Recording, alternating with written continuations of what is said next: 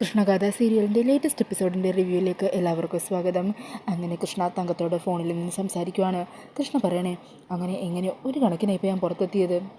അതേക്കുന്നതും തങ്കം പറയണേ, എന്താണെങ്കിലും നീ ഇപ്പോൾ പുറത്തെത്തിയല്ലോ, എത്രയും പെട്ടെന്ന് ആരുടെയും കണ്ണിപ്പെടാതെ അവിടെ നിന്ന് പോരാൻ തോന്നുന്നു, എനിക്ക് നിന്നെ കാണണം. അന്നേരം കൃഷ്ണ പറയണേ, അമ്മേ ഒരു ചെറിയ പ്രശ്നമുണ്ട്, എനിക്കിപ്പോൾ അങ്ങോട്ടേക്ക് വരാൻ പറ്റില്ല. അതെന്താ പറ്റിയത്? അന്നേരം കൃഷ്ണ പറയുക, അത് പിന്നെ മറ്റൊന്നുമല്ല, മുത്തശ്ശി എന്നെ കണ്ടിരുന്നു. മുത്തശ്ശി എന്നോടൊരു കാര്യം ആവശ്യപ്പെട്ടു. ശിവരാത്രിയാണല്ലോ ഇന്നത്തെ ശിവരാത്രി നോയമ്പ് എന്നോട് പൂർത്തിയാക്കാനാണ് മുത്തശ്ശി പറഞ്ഞിരിക്കുന്നത്. എന്നിട്ട് നീ അത് സമ്മതിച്ചോ? നിനക്ക് അപ്പത്തിന് പറഞ്ഞുകൂടായിരുന്നോ നിനക്ക് ചെയ്യാൻ പറ്റൂലെന്ന്? എന്നിട്ട് ഇന്ന് പോരണം. അല്ലെങ്കിൽ തന്നെ നീ അത് ചെയ്യേണ്ട ആവശ്യം എന്താ? നവീന് വേണ്ടി വ്രതം എടുക്കേണ്ടത് ഗാഥയല്ലേ? ഗാഥക്കല്ലേ അതിന് അവകാശമുള്ളൂ. ഈ സമയം കൃഷ്ണ പറയണേ, അത് ശരിയാ, പക്ഷേ ഗാഥയുടെ എടുക്കാൻ മുത്തശ്ശി പറഞ്ഞിരുന്നു. പക്ഷേ ഗാഥ വ്രതം തെറ്റിച്ചു. ഗാഥ പുറത്തുനിന്ന് ഭക്ഷണം കരുത്തി കഴിച്ചു, ചിക്കനോ അങ്ങനെ എന്തൊക്കെയോ കഴിച്ചു. അപ്പോൾ പിന്നെ ഗാഥയ്ക്ക് ഞാൻ വ്രതം എടുക്കാൻ പറ്റില്ലല്ലോ. അതുകൊണ്ടാണ് മുത്തശ്ശി എന്നോടത് പൂർത്തിയാക്കാൻ പറഞ്ഞത്. മുത്തശ്ശി എന്നോട് കരഞ്ഞ് കാല് പിടിക്കുന്ന പോലെയാണ് പറഞ്ഞത്. അതൊക്കെ കേട്ടിട്ടും ഞാൻ അതെങ്ങനെ കണ്ടില്ല എന്ന് വിചാരിച്ച് ഇവിടെ നിന്നിപ്പോൾ വരിക. അന്നേരം തങ്കം പറഞ്ഞേ, അതൊന്നും എനിക്കറിയേണ്ട കാര്യമില്ല, നീ അവിടെ നിൽക്കേണ്ട ആവശ്യമില്ല, നീ എത്രയും പെട്ടെന്ന് വന്നം. നീ എന്തിനാ അവരുടെ വാക്കുകൾക്ക് അനുസരിക്കാൻ പോകുന്നത്? അതിൻ്റെ ആവശ്യം നിനക്കില്ല. അന്നേരം കൃഷ്ണ പറയണേ, അങ്ങനെ കാർമ്മ പറഞ്ഞാലും നവീൻ്റെ കാര്യം ഓർക്കണ്ടേ? ഒന്നുമില്ലെങ്കിലും നവീൻ കിട്ടിയ താലി എൻ്റെ കഴുത്തിൽ കിടക്കുന്നില്ലേ?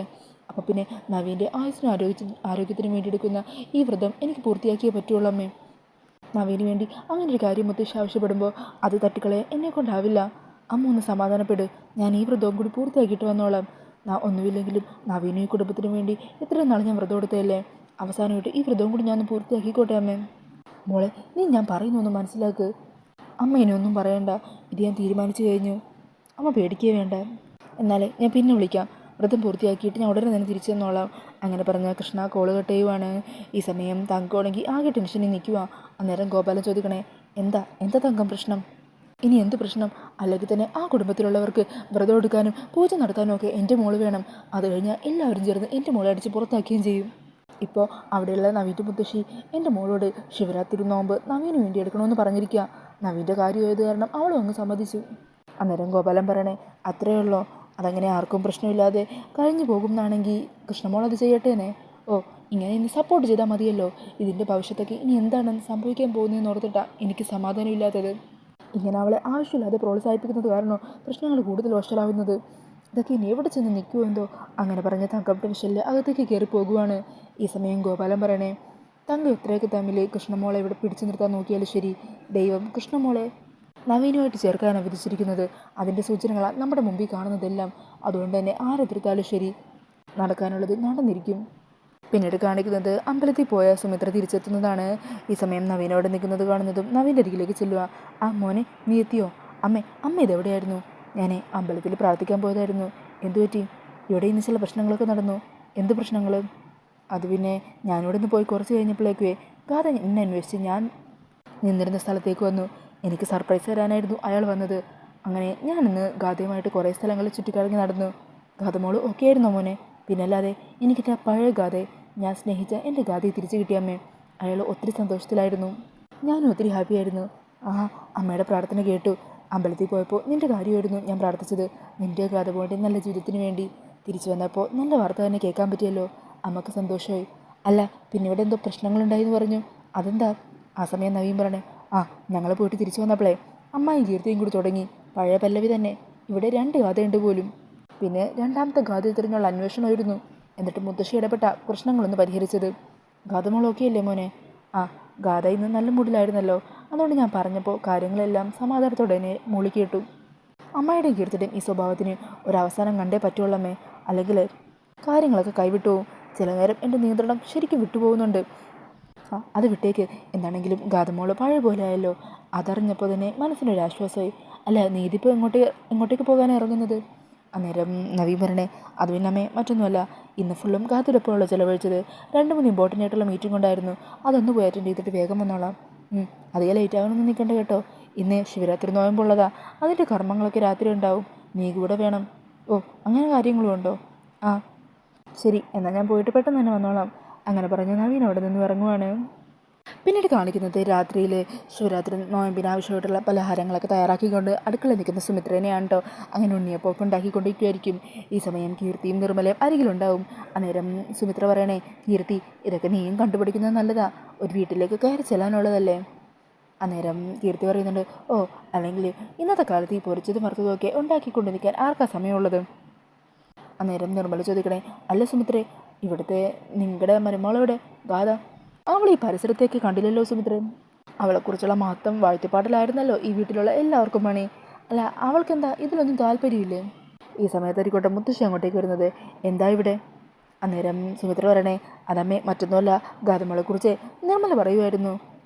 മനസ്സിലായി, ഗാഥമോൾ ഇവിടെ ഈ ജോലിയൊന്നും ചെയ്യണം കണ്ടിട്ട് ഈ ഭാഗത്തേക്ക് വരാത്തതുകൊണ്ടായിരിക്കുമല്ലേ ചോദിച്ചത്.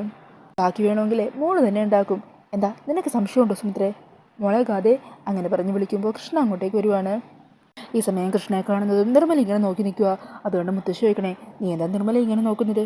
അല്ലമ്മേ, കുടുംബത്തിലെ ചടങ്ങുകളെക്കുറിച്ചൊക്കെ കേൾക്കുമ്പോൾ ഇവൾക്ക് ചെറിയൊരു വിറവലൊക്കെ ഈ അടുത്തിടെയായിട്ട് വരാറുണ്ടല്ലോ, അങ്ങനെ വല്ലതുണ്ടോ എന്ന് നോക്കിയതാ. സൂക്ഷിച്ചു നോക്ക്, എന്താ എന്തെങ്കിലും കുഴപ്പം ഗാഥമോൾ കൊണ്ടെന്ന് നിനക്ക് തോന്നുന്നുണ്ടോ. ഈ സമയം കൃഷ്ണ സുമിത്രയുടെ അരികിലേക്ക് ചെല്ലുക. ആ അമ്മേ, അമ്മ പലഹാരം ഉണ്ടാക്കുവാണോ, ബാക്കി ഞാൻ ചെയ്തോളാം. അങ്ങനെ പറഞ്ഞ് കൃഷ്ണ തന്നെ ബാക്കിയുള്ള കുഴികളിലേക്ക് ഉണ്ണിയപ്പത്തിനുള്ള മാവൊക്കെ ഇടുകയും അത് തിരിച്ചിടുകയൊക്കെ ചെയ്യുവാണ് കേട്ടോ. അതുകൊണ്ട് അത്ഭുതത്തോടെ വിശ്വസിക്കാനാവാതെ നോക്കി നിൽക്കുവാണ് നിർമ്മലയും കീർത്തിയൊക്കെ. ഈ സമയം സുമിത്ര പറയണേ, ആഹാ മോളിതൊക്കെ എത്ര ഭംഗിയായിട്ടാണ് ചെയ്യുന്നത്. ഇതൊക്കെ ഞാൻ വീട്ടിലിടക്കിടയ്ക്ക് ചെയ്യാറുണ്ടമ്മേ. ഇതാ അമ്മ ഒന്ന് ടേസ്റ്റ് ചെയ്ത് നോക്കിയേ. നല്ല രുചിയുണ്ട്. ഇതാ കീർത്തി, ഇതാ അമ്മായി കഴിച്ചു നോക്ക്. അന്നേരം കീർത്തിക്ക് കയ്യിലെടുത്തപ്പത്തിന് പൊള്ളുക.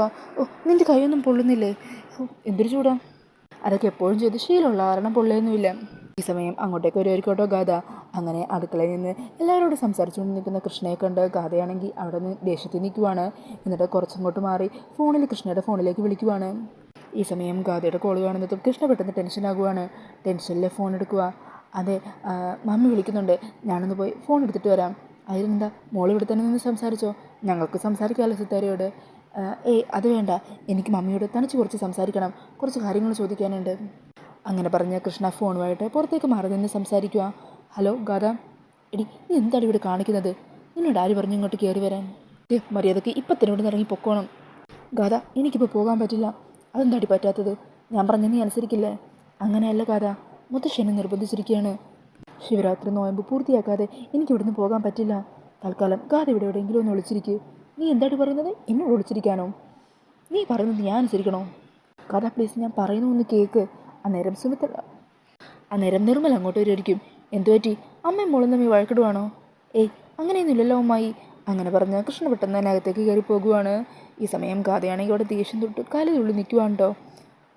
നിർമ്മലയ്ക്ക് എന്തോ ചില സംശയങ്ങൾ തോന്നുക. നിർമ്മല വീണ്ടും അവിടെയെല്ലാം ഇങ്ങനെ ചുറ്റി ചുറ്റി നോക്കുവാണ്. ആരെങ്കിലും ഇനി ഉണ്ടോ, ഇവളുടെ രൂപമുള്ള മറ്റവൾ ഇനി ഇവിടെ എവിടെയെങ്കിലും ഒളിച്ചു നിൽക്കുന്നുണ്ടോ എന്നറിയാനായിട്ട് നിർമ്മല വീണ്ടും അവിടേക്ക് നോക്കുന്നുണ്ട് കേട്ടോ.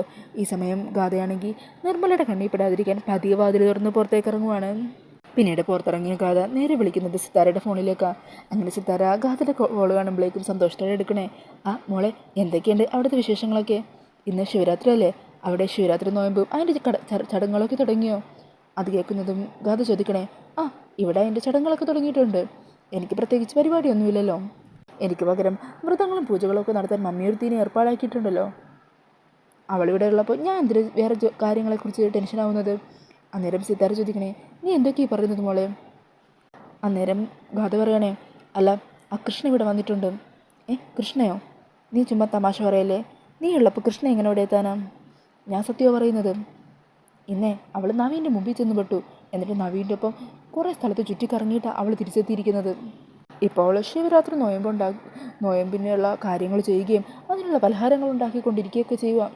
മമ്മിയോട് ഞാൻ മുമ്പേ പറഞ്ഞിട്ടുള്ളതാണ്, അവൾ നമ്മളെ ചതിക്കുവാണെന്ന്. അവൾ എൻ്റെ ജീവിതം നശിപ്പിക്കാനാണ് നോക്കുന്നത്. അല്ലെങ്കിൽ പിന്നെ അവൾ എന്തിനാ ഇങ്ങോട്ട് കയറി വന്നത്. എന്നിട്ട് അവൾ എന്നോട് എവിടെയെങ്കിലും പോയി ഒളിച്ചിരിക്കാൻ. മോൾ എന്തൊക്കെയാണ് പറയുന്നത്. അവൾ എന്തിനാ അങ്ങനെയൊക്കെ ചെയ്യുന്നത്. തൽക്കാലം നീ എടുത്ത് ചടിയൊന്നും ചെയ്യല്ലേ. നിങ്ങൾ രണ്ടുപേരും ഇപ്പോൾ കളരിക്കലുണ്ട്. നിങ്ങളെ കണ്ടുപിടിക്കാൻ അവിടെ കുറേ ആൾക്കാരും ഉണ്ട്. അതുകൊണ്ട് കാര്യങ്ങൾ സൂക്ഷിച്ച് ചെയ്യണം. എന്തെങ്കിലും എടുത്ത് കേട്ട സംഭവിച്ചാൽ നഷ്ടപ്പെടാനുള്ളത് നിനക്ക് മാത്രമാണ്. അതുകൊണ്ട് ആ ഓർമ്മ നിൻ്റെ മനസ്സിലുണ്ടാവണം. നീ എന്താണെങ്കിലും കൃഷ്ണയെ വിളിക്കുക, എനിക്ക് അവളോട് സംസാരിക്കണം. ശരി, ഞാൻ നോക്കട്ടെ. അങ്ങനെ പറഞ്ഞ് ഗാഥപതിയെ അവിടെയുള്ള ഒരു ജനൽ തുറന്ന് അകത്തേക്ക് നോക്കുവാണ്. അന്നേരം കൃഷ്ണ അവിടെ ഒറ്റയ്ക്ക് നിൽക്കുന്നത് കാണുവാണ് കേട്ടോ. അത് കാണുന്നത് ഗാഥ കൃഷ്ണയെ വിളിക്കുക. എടി ഇങ്ങോട്ട് വാടി. അങ്ങനെ കൃഷ്ണ അങ്ങോട്ടേക്ക് ചെല്ലുക. ദേ മമ്മിയാ ഫോണിൽ. നിന്നോട് സംസാരിക്കണമെന്ന്. ഇങ്ങോട്ട് കയറുന്നു വാ. അങ്ങനെ കൃഷ്ണ പുറത്ത് ഗാഥയുടെ അരികിലേക്ക് ചെല്ലുവാണ്. ഈ സമയം ഗാഥ ഫോൺ സ്പീക്കറിലിട്ടിട്ട് കൃഷ്ണക്ക് കൊടുക്കുക. അന്നേരം സിത്താര ചോദിക്കണേ, കൃഷ്ണ എന്താ ഇത്? ഗാഥയുടെ കളരിക്കലുള്ളപ്പോൾ നീ എന്തിനാ കളരിക്കിലേക്ക് വന്നത്? മോളുടെ ജീവിതം നശിപ്പിക്കാനായിട്ടാണോ? അന്നേരം കൃഷ്ണ പറയണേ, അയ്യോ മാഡം, അങ്ങനെയൊന്നുമല്ല. എത്രയെന്ന് വിചാരിച്ചാൽ ഞാൻ നവീൻ്റെ കണ്ണിൽപ്പെടാതെ ഒളിച്ചിരിക്കുന്നത്? അറിയാതെ ഞാൻ നവീൻ്റെ മുമ്പിൽ ചെന്ന് വിട്ടുപോയി. അന്നേരം നവീനെ നിർബന്ധിച്ച് കാറിൽ കയറ്റുമായിരുന്നു. എനിക്ക് കാറിൽ നിന്നിറങ്ങി ഓടാൻ പറ്റില്ലല്ലോ. ഞാൻ അങ്ങനെ ചെയ്തു കഴിഞ്ഞാൽ നവീനത് ഗാഥയെ ചെയ്തതെന്നല്ലേ വിചാരിക്കൂ. ഞാൻ പെട്ടുപോയതാ മാഡം. അത് കേൾക്കുന്നതും ഗാഥ പറയണേ, ഞാനാണെന്ന് തെളിയിക്കാൻ വേറെന്തൊക്കെ ചെയ്തു എന്ന് ചോദിച്ചു നോക്കും മമ്മി. ഗാഥ ഒന്നും മിണ്ടാതിരിക്കുന്നുണ്ടോ നീ? ശരി, നവീൻ്റെ മുമ്പിൽ നീ ചെന്ന് വിട്ടു. പക്ഷേ നിനക്ക് കളരിക്കിലേക്ക് വരാതിരിക്കാൻ ശ്രമിച്ചൂടെ? അഥവാ അവിടെ എത്തിയെങ്കിൽ തന്നെ ആരുടെയും കണ്ണിപ്പെടാതെ അവിടെ നിന്ന് പോയിക്കൂടായിരുന്നോ? അന്നേരം കൃഷ്ണ പറയണേ, ഞാനിതിന് ശ്രമിച്ചതാ. അന്നേരം മുത്തശ്ശിയുടെ കണ്ണിപ്പെട്ടു. മുത്തശ്ശി എന്നെ ശിവരാത്രി നോയമ്പിൻ്റെ കാര്യം പറഞ്ഞ് പിടിച്ചു നിർത്തിയതായിരുന്നു. അല്ല, ശിവരാത്രി നോമ്പ് നീ എടുക്കേണ്ട കാര്യം എന്താ? നവീന് വേണ്ടി അതെടുക്കേണ്ടത് ഗാഥമോളല്ലേ? ഗാഥ, നിന്നോട് അവരാരും ആ കാര്യം പറഞ്ഞില്ലേ? പറഞ്ഞിരുന്നു മമ്മി. പക്ഷേ എനിക്ക് വിശന്നപ്പോൾ ഞാൻ പുറത്തുനിന്ന് ഫുഡ് വാങ്ങിക്കഴിച്ചു. എന്ത് ഫുഡാണ് നീ കഴിച്ചത്? അത് പിന്നെ മമ്മിക്കറിയാലോ, എൻ്റെ ചോയ്സ് നോൺ വെജാ. ഈ സമയം കൃഷ്ണ പറയണേ, മാഡം, നവീന് വേണ്ടിയിട്ട് ഈ കുടുംബത്തിലുള്ള എല്ലാവരും ഗാഥയോട് പ്രത്യേകം പറഞ്ഞതായിരുന്നു പൂജയുടെ കാര്യം. പക്ഷേ ഗാഥ നോൺ വെജ് കഴിച്ച കാരണം വ്രതശുദ്ധിക്ക് ഭംഗം വരുത്തിയല്ലോ. ഇനിയിപ്പോൾ ഗാഥയ്ക്ക് എന്താണെങ്കിലും ആ പൂജ ചെയ്യാൻ പറ്റില്ല. നവീനും ഈ കുടുംബത്തിന് വേണ്ടി ഇത്ര നാൾ ഞാൻ കുറേ പൂജ ചെയ്തതല്ലേ, അതുകൊണ്ട് അവസാനമായിട്ട് ഈ പൂജ കൂടി പൂർത്തിയാക്കിയിട്ട് പോകാമെന്ന് വിചാരിച്ചു. അത് കേട്ടിട്ട് സിത്താര ചോദിക്കണേ, അല്ല, ശിവരാത്രി നോയമ്പെന്ന് പറയുമ്പോൾ അത് പുലർക്കാലം തൊട്ട് ചെയ്യണ്ടേ? നീ ഇപ്പോൾ എങ്ങനെയാണ് ചെയ്യുക അത്? അന്നേരം കൃഷ്ണ പറയണേ, അത് പിന്നെ ഞാനും എൻ്റെ അമ്മയും എല്ലാ വർഷവും ശിവരാത്രി നോയമ്പ് എടുക്കാറുള്ളതാ. അതുകൊണ്ട് തന്നെ രാവിലെ മുതൽ ഞാൻ വ്രതത്തിലാണ്. അത് കേൾക്കുമ്പോൾ സിത്താര പറയണേ, ശരി ശരി, അങ്ങനെയാണെങ്കിൽ ഒരു കാര്യം ചെയ്യ്, നീ പൂജാകർമ്മങ്ങൾ കൂടി പൂർത്തിയാക്കിയിട്ട് അവിടെ നിന്ന് പോയാൽ മതി. അത് കേൾക്കുന്നതും ഗാഥ പൊട്ടിത്തെറിക്കണേ, മമ്മി എന്തൊക്കെയാണ് പറയുന്നത്? മോളെ, ഞാൻ പറയുന്ന ഒന്ന് കേൾക്ക്. നീയോ ആ വ്രതം പൂർത്തിയാക്കിയില്ല, പുറത്തുനിന്ന് ഫുഡ് കഴിച്ചു, അത് നോൺ വെജ്. അപ്പം പിന്നെ നിനക്ക് എന്താണെങ്കിലും നവീന് വേണ്ടി ഇനി ഈ വ്രതം എടുക്കാൻ പറ്റില്ല. അതുകൊണ്ട് തൽക്കാലം കൃഷ്ണ തന്നെ അത് പൂർത്തിയാക്കട്ടെ. മമ്മി, അതൊന്നും വേണ്ട, ഇവളോട് ഇപ്പം തന്നെ ഇവിടെ നിന്ന് പോകാൻ പറയുന്നുണ്ടോ? ഈ സമയം സിതാര ഗാഥയെ പറഞ്ഞ് സമാധാനിപ്പിക്കാൻ ശ്രമിക്കുക. ഗാഥ, നീ മമ്മി പറയുന്ന ആദ്യം ഒന്നും കേൾക്ക്. ഇതിന് വേറെ ഓപ്ഷൻ ഇല്ല. തൽക്കാലം നീ ഇപ്പോൾ ഞാൻ പറഞ്ഞതനുസരിച്ചേ പറ്റൂ. കൃഷ്ണ അവിടെ നിന്ന് ഈ വ്രതം കൂടി പൂർത്തിയാക്കട്ടെ. അങ്ങനെ ദേഷ്യത്തിൽ ഗാഥ ഫോൺ കട്ട് ചെയ്ത് കളയുവാണ് കേട്ടോ. എന്നിട്ട് കൃഷ്ണയെ നോക്കിയിട്ട് പറയണേ, എടി, നിൻ്റെ അമ്മയുടെ അവസാനം മിക്കവാറും എൻ്റെ കൈകൊണ്ട് തന്നെ ആയിരിക്കും. അങ്ങനെ അവർ സംസാരിച്ച് നിൽക്കുമ്പോഴായിരിക്കോട്ടോ അവർ നിൽക്കുന്ന സ്ഥലത്തേക്ക് വരുന്ന കീർത്തിയെ കാണുന്നതും ഗാഥ പറയണേ, നാശം. അങ്ങനെ പറഞ്ഞ് ഗാഥ അവിടെ നിന്ന് ഓടി മറിഞ്ഞ് നിൽക്കുവാണ് കേട്ടോ. ഈ സമയം കൃഷ്ണ ടെൻഷനിൽ ഗാഥ പോയോ നോക്കി ഇങ്ങനെ നോക്കിയിട്ട് കീർത്തിയുടെ അരികിലേക്ക് ചെല്ലുക. അന്നേരം കീർത്തി ചോദിക്കണേ, എന്തായിരുന്നു അവിടെ? ഒന്നുമില്ല. നീ അവിടെ ഒറ്റക്കായിരുന്നോ അതോ വേറെ ആരെങ്കിലും ഉണ്ടായിരുന്നോ? അല്ല, ഇവിടെ പലതും ഡബിളാണല്ലോ, അതുകൊണ്ടാണ് ഞാൻ അങ്ങനെ ചോദിച്ചത്. ഞാനവിടെ ഒറ്റക്ക് നിൽക്കുമായിരുന്നു. അകത്തെ പൂജയുടെ കർമ്മങ്ങൾക്ക് തുടങ്ങിക്കാണും. ഞാൻ അങ്ങോട്ട് ചെല്ലട്ടെ. അങ്ങനെ പറഞ്ഞ് കൃഷ്ണ അകത്തേക്ക് പോകാൻ തുടങ്ങുമായിരിക്കും കേട്ടോ. ഈ സമയം കീർത്തിയാണെങ്കിൽ വീണ്ടും സംശയത്തോടെ ചുറ്റും നോക്കുവാണ്. അന്നേരം സുമിത്രൻ അങ്ങോട്ടേക്ക് വരുവാണ് കേട്ടോ, മോളെ എന്ന് വിളിച്ച്. അപ്പോൾ ആ ഒരു സീനൊക്കെ കാണിച്ചുകൊണ്ട് എപ്പിസോഡ് തീരുവാണ്. പിന്നീട് പ്രമോയിൽ കാണിക്കുന്നത് കീർത്തിക്കാണെങ്കിൽ നല്ല സംശയമുണ്ട്. അങ്ങനെ കീർത്തി അവിടെയൊക്കെ ചുറ്റും ഇങ്ങനെ നോക്കിക്കൊണ്ടിരിക്കുക. ഇതേസമയം ഗാഥയാണെങ്കിൽ ചെടികൾക്കിടയിൽ മറഞ്ഞു നിൽക്കുമായിരിക്കും. കീർത്തി അന്നേരം ആലോചിക്കുന്നുണ്ട്, എന്നാലും അവൾ അങ്ങനെ ഒറ്റയ്ക്ക് ഇവിടെ നിൽക്കാൻ സാധ്യതയില്ലല്ലോ. എന്തോ ഒരു കള്ളക്കളി അവളുടെ മുഖത്തുണ്ടായിരുന്നു, എന്തോ ഒരു കള്ളം മറക്കാൻ ശ്രമിക്കുന്നത് പോലെ. അങ്ങനെ പറഞ്ഞ് കീർത്തിയോട് ആലോചിച്ച് നിൽക്കുമ്പോഴായിരിക്കും കേട്ടോ ചെടികൾ ഇങ്ങനെ അനങ്ങുന്നത് കാണുന്നത്. അത് കാണുന്നതും കീർത്തിക്ക് ഭയമാകുവാണ്. കീർത്തി പെട്ടെന്ന് തന്നെ അകത്തേക്ക് കയറി പോകുന്നുണ്ട്. പിന്നീട് കൃഷ്ണയോട് സംസാരിച്ചുകൊണ്ടിരിക്കുന്ന മുത്തശ്ശിനെയാണ് കാണിക്കുന്നത്.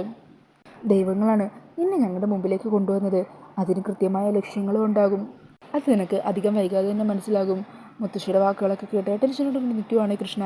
അപ്പോൾ അതൊക്കെയാണ് പ്രമോയിൽ കാണിക്കുന്നത്. ഈ ഒരു റിവ്യൂ ഇഷ്ടമായിട്ടുണ്ടെങ്കിൽ മറക്കാതെ വീഡിയോ ഒന്ന് ലൈക്ക് ചെയ്യണേ. ഇതുപോലുള്ള കൂടുതൽ റിവ്യൂസിനായിട്ട് ഈ ചാനലൊന്ന് സബ്സ്ക്രൈബ് ചെയ്തും കൂടി സപ്പോർട്ട് ചെയ്യണേ. താങ്ക്